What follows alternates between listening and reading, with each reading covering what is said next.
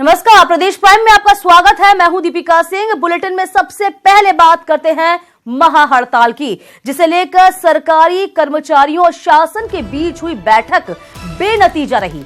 यानी साफ है कि प्रदेश भर में जारी महाहड़ताल का असर जारी रहेगा। मुख्य सचिव कर्मचारियों की पुरानी पेंशन बहाली की मांग को लेकर उनसे बातचीत कर रहे थे, लेकिन करीब 1 घंटे से ज्यादा देर तक चली इस बैठक में कोई भी हल निकलकर सामने नहीं आया। कर्मचारी पुरानी पेंशन की बहाली की मांग पर अड़े रहे, जिस वजह से बैठक बेनतीजा ही खत्म हो गई। कल ही सरकार ने नई पेंशन स्कीम लागू करने का वादा भी किया था, जिसके तहत 10,500 करोड़ रुपए का पैकेज देने की बात कही गई थी। साथ ही सरकार ने अपने अंश भी 10 से 14% करने का वादा भी किया, लेकिन इसके बावजूद भी कर्मचारी आज हड़ताल पर चले गए, जिस वजह से सरकारी दफ्तरों का कामकाज ठप पड़ा। वहीं मुख्य सचिव के साथ हुई बैठक में भी बातचीत नहीं बन पाई है। ऐसे में तय है कि महाहड़ताल जारी रहेगी। तो 1 घंटे की वार्ता भी विफल साबित हुई है। 150 संगठनों के लगभग 20 लाख कर्मचारी शिक्षक हड़ताल पर है पुरानी पेंशन बहाली की मांग को लेकर।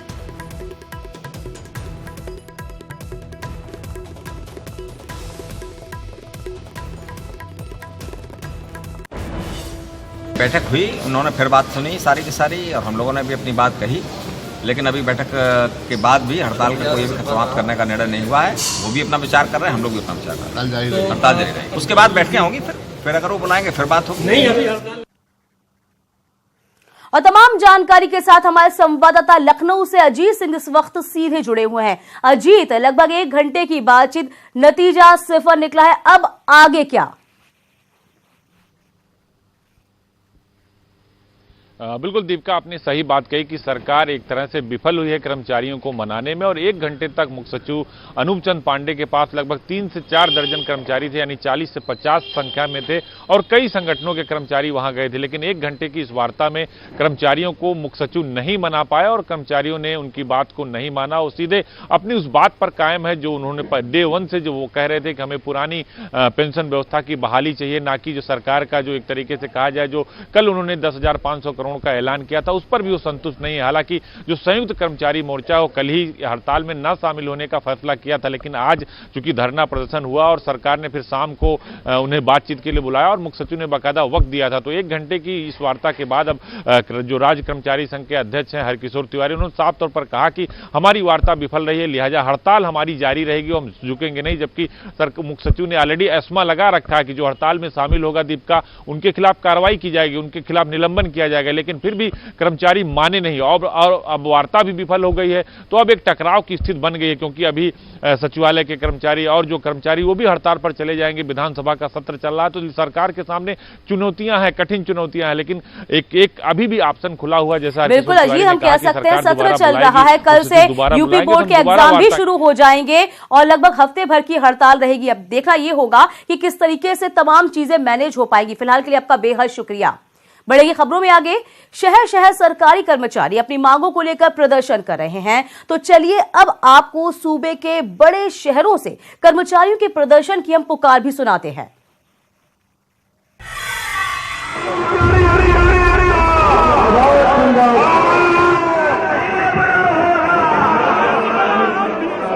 पूरे प्रदेश में हर जगह धरना प्रदर्शन करके कार्यालयों में ताले लटके हुए मिलेंगे आपको, और मैं समझता हूं कि सरकार को पहल करनी चाहिए और उसमें बात करके हल निकालना चाहिए।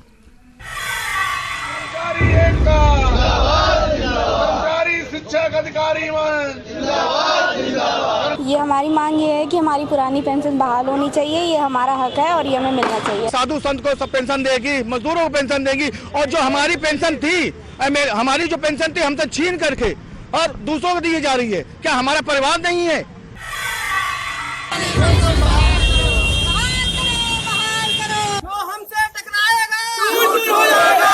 आज कर्मचारी अपने अधिकारियों के लिए जाग चुका है और पूर्ण मनोयोग से ये तय कर चुका है, जब तक हमारी पुरानी पेंशन नहीं मिल जाएगी हम शांत नहीं बैठेंगे। राज्य कर्मचारियों की महाहड़ताल का असर गोरखपुर में देखने को मिल रहा है। सुबह से सारे सरकारी ऑफिस बंद हैं और कर्मचारी इकट्ठा होकर नगर निगम के पार्क में धरना प्रदर्शन कर रहे हैं।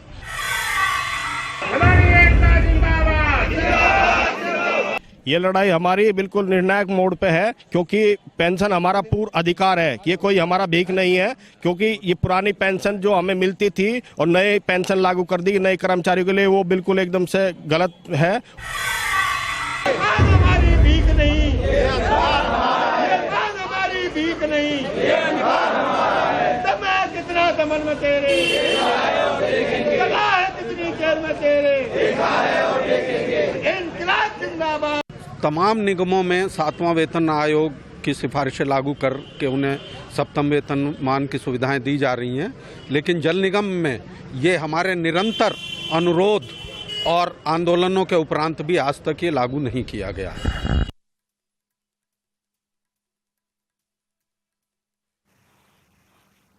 तो नतीजा सिफर निकला है। 1 घंटे तक बातचीत चली, इसका कुछ भी अंजाम नहीं निकला। अब देखना ये होगा कि आगे क्या कुछ हो पाता है इस पूरी हड़ताल के बाद। और इसी बीच आपको ये बता देते हैं कि कल पेश होने वाला है बजट भी।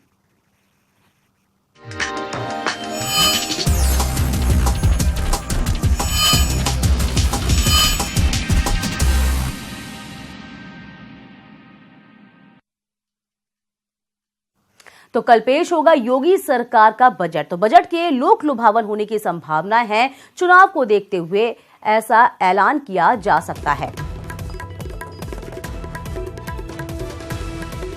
चुनाव को देखते हुए कई ऐलान हो सकते हैं। नौजवान, महिलाओं और बेरोजगारों को कई तोहफे मिलने की सौगात मिल सकती है। धार्मिक स्थलों के विकास को भी जगह दी जा सकेगी।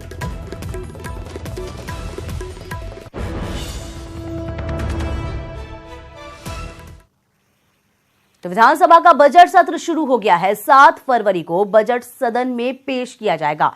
और इस बार क्या क्या होगा यूपी के मेगा बजट में, ये रिपोर्ट देखिए। बजट उम्मीदों का बजट, संभावनाओं का बजट, सोच का बजट और विकास का बजट। एक बार फिर प्रदेश की चौहद्दियों में बजट की चर्चा तेज हो चली है। किसान, नौजवान, महिला, बेरोजगार सभी उस पल का इंतजार कर रहे हैं जब 7 फरवरी को सूबे के सरदार बजट वाला सूटकेस खोलेंगे।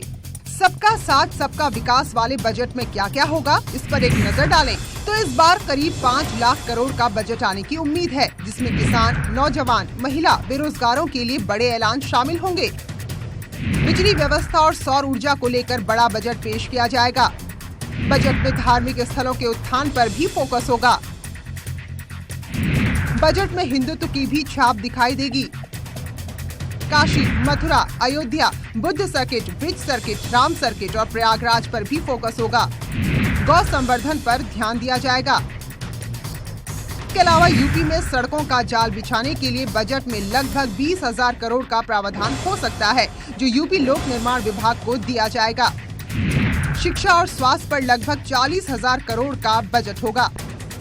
बजट में सरकार किसानों और नौजवानों पर भी लगभग 35,000 करोड़ खर्च कर सकती है। सूत्रों के अनुसार बजट में 3 बड़े प्रोजेक्ट भी शामिल किए गए हैं, जिसमें करीब 36,000 करोड़ रुपए की राशि से बनने वाला प्रस्तावित गंगा एक्सप्रेसवे, 20,000 करोड़ की लागत से बनने वाला बुंदेलखंड डिफेंस कॉरिडोर और करीब 1,500 करोड़ की लागत से बन रहा जेवर एयरपोर्ट शामिल होगा। लोकसभा चुनाव के लिए सभी वर्गों को ध्यान में रखते हुए अब तक का सबसे बड़ा बजट होगा, क्योंकि इस बजट पर ही सूबे की 80 सीटें टिकी होंगी। तो बस यात्रियों को बजट से क्या उम्मीद है, ये जानने के लिए हमारे संवाददाता शबाब ने बस सफर किया। क्या कहते हैं बस यात्री, ये भी देखिए। योगी सरकार अपना बजट लेकर आने वाली है। लोगों को इस बजट से बहुत सारी उम्मीदें हैं। हम इस वक्त उत्तर प्रदेश परिवहन निगम की एक बस में हैं। रायबरेली तक का हम सफर कर रहे हैं और यहाँ पर लोगों से उनका मन टटोलने की कोशिश करते हैं कि उनके हिसाब से इस बार के बजट में जो है वो क्या उनको उम्मीदें हैं। भाई साहब, क्या लगता है योगी जी जो बजट लाएंगे, क्या उम्मीद है आपको, क्या होना चाहिए?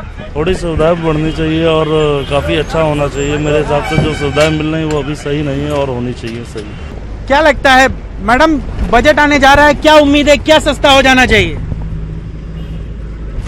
सस्ता हो हाँ? महंगाई घटे चाहिए और का महंगाई घट जाए तो अच्छा है। और क्या चाहते हो योगी जी से?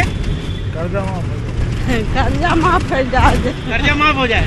हाँ। क्या है मांग योगी जी से, क्या अच्छा हो जाना चाहिए बजट में? यही सब बस मेंटेन होनी चाहिए। शीशे वगैरह देखिए कितने गंदे हैं, नीचे फर्श कितनी गंदी रहती है। हाँ। कभी झाड़ू लगती नहीं, हमको लगता है हाँ। किसी ने खाया फेंक दिया, फिर झाड़ू लगा, मेंटेनेंस, गद्दियां वगैरह मेंटेनेंस करवाएं सब। हाँ। यही सब चाहते हैं, साफ सुथरा। क्या आपको भाई साहब क्या उम्मीद है योगी जी के बजट से? उनको चाहिए अगर पैसा दे तो सीट तो मिले बैठने के लिए। हाँ, सीट नहीं मिलनी बैठने की। पीछे भी खाली नहीं है। हाँ, सीटें सब फुल है, पीछे फुल है। तो योगी जी के बजट से आम लोगों को बहुत सारी उम्मीदें हैं। मुमकिन बात है कि जब योगी जी सदन में बजट रखेंगे तो आम लोगों की समस्याओं का निराकरण होगा। हमारी ये कोशिश थी कि आम लोगों के साथ आम सफर पर चला जाए और ये जाना जाए कि वाकई में लोगों की जरूरतें क्या हैं और उनको योगी जी से क्या उम्मीदें हैं। कैमरा पर्सन एसके वर्मा के साथ मोहम्मद शबाब, न्यूज़ 18, लखनऊ। बीजेपी अध्यक्ष अमित शाह और सीएम योगी ने बीजेपी नेताओं के साथ अलीगढ़ में रैली को संबोधित किया। रैली में बीजेपी अध्यक्ष अमित शाह और सीएम योगी के अलावा केंद्रीय मंत्री और यूपी प्रभारी जेपी नड्डा, केंद्रीय मंत्री मेनका गांधी, सरकार में मंत्री श्रीकांत शर्मा और प्रदेश अध्यक्ष महेंद्र नाथ पांडे भी मौजूद है। रैली में अमित शाह ने जमकर एसपी, बीएसपी और कांग्रेस पर निशाना साधा। साथ ही यूपी के विकास के लिए योगी सरकार की तारीफ की। शाह ने कहा कि यूपी में अपराधी आज गले में तख्ती लटकाकर घूम रहे हैं। वहीं सीएम योगी ने कहा कि अमित शाह का मेरा बूथ सबसे मजबूत का नारा दिया। बीजेपी की असली ताकत है। एक गुंडों से ग्रस्त यूपी था, आज सारे गुंडे गले में बोर्ड लटकाकर थानेदार साहब मुझे अरेस्ट कर लो, मैं गुनेगार हूं, ये लटकाकर घूम रहे हैं। जिस जगह पे पुलिस गुंडों से घबराती थी, वहां आज गुंडे पुलिस के डर से भागते हुए नजर आते हैं। भारतीय जनता पार्टी के अग्रिम मोर्चा के सेनानी होने के नाते जिस बात को लेकर के आदरणीय प्रधानमंत्री जी और आदरणीय राष्ट्रीय अध्यक्ष एक बात को कहते हैं कि मेरा बूथ सबसे मजबूत, यह जो बात है, अगर बूथ जीता तो चुनाव जीता का यह भाव अगर हम सब के अंदर पैदा हो जाए और हम अपने अपने बूथ की रक्षा करने के लिए, उसकी मजबूती के लिए अपनी पूरी ताकत का इस्तेमाल कर देंगे तो कोई भी ताकत भारतीय जनता पार्टी को इस चुनाव में विजयी होने से नहीं रोक सकती है। और यही आह्वान करने के लिए हम सब आपके बीच आए हैं। और अमित शाह पर बीएसपी प्रमुख मायावती ने पलटवार किया। उन्होंने कहा कि एसपी बीएसपी गठबंधन से भयभीत है। बीजेपी के अलीगढ़ प्रोग्राम में इसका असर भी दिखा है। मायावती अमित शाह ने ये दिया था बयान। आपको बता दें कि सपा बसपा की दुकान पर अलीगढ़ का ताला लगाएंगे और इसको लेकर प्रेस रिलीज जारी की। मायावती ने सीधे निशाना साधा। बीजेपी ने धार्मिक उन्माद को बढ़ावा दिया है, ये मायावती ने कहा है। मायावती जातिवाद और राजनीतिक विद्वेष से काम करती है, ये बीजेपी ने कहा। मायावती लोग बीजेपी से मुक्ति चाहते हैं, ये तमाम बातें कही गई और इसी के चलते मायावती खिसियानी बिल्ली खंबा नोचे, ये तमाम बातें कही है। तो अमित शाह की बात का पलटवार किया है मायावती ने और तमाम बातें मायावती ने आज कही।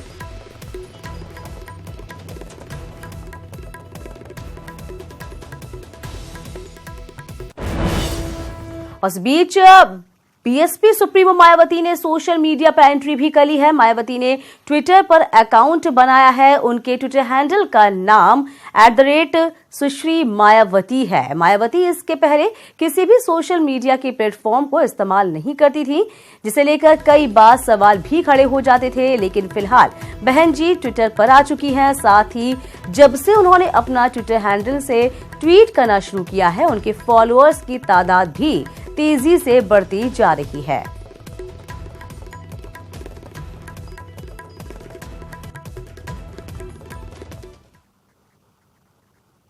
इधर प्रियंका गांधी ने आज ही औपचारिक तौर पर पार्टी का कार्यभार संभाला है और आज ही उनके पति रॉबर्ट वाड्रा की ईडी के सामने पेशी हुई, जहां उनसे अभी भी पूछताछ की जा रही है। खास बात यह रही कि प्रियंका खुद ईडी ऑफिस तक छोड़ने उन्हें आई। इस कदम से साफ है कि प्रियंका ना तो पीछे हटने वाली है और ना ही डरने वाली है। वे अब पूरी तरह से चुनाव में कूद पड़ी हैं। इसके पहले आज एक और खास बात यह हुई कि दिल्ली में कांग्रेस दफ्तर के बाहर राहुल गांधी, प्रियंका और रॉबर्ट वाड्रा के पोस्टर देखे गए। इस पोस्टर पर खूब बवाल मचा, जिसके बाद कुछ ही घंटों में ये पोस्टर उतारने भी पड़े। हालांकि पार्टी नेताओं का कहना है कि पोस्टर एनडीएमसी ने हटाया है। इस बीच खबर ये भी कि कांग्रेस महासचिव बनने के बाद प्रियंका गांधी 11 फरवरी को पहली बार लखनऊ आ सकती है। प्रियंका गांधी लखनऊ में एक रोड शो भी कर सकती हैं। इसको लेकर पार्टी कार्यकर्ताओं ने जोर शोर से तैयारियां शुरू कर दी हैं। तो कांग्रेस महासचिव बनने के बाद प्रियंका 11 फरवरी को पहली बार लखनऊ आ सकती हैं।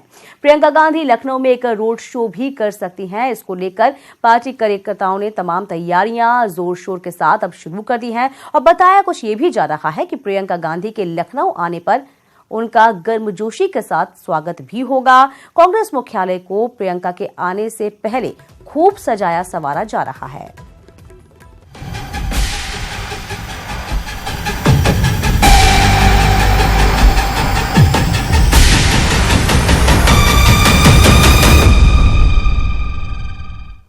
और इसी के साथ इस बुलेटिन में अभी के लिए इतना ही।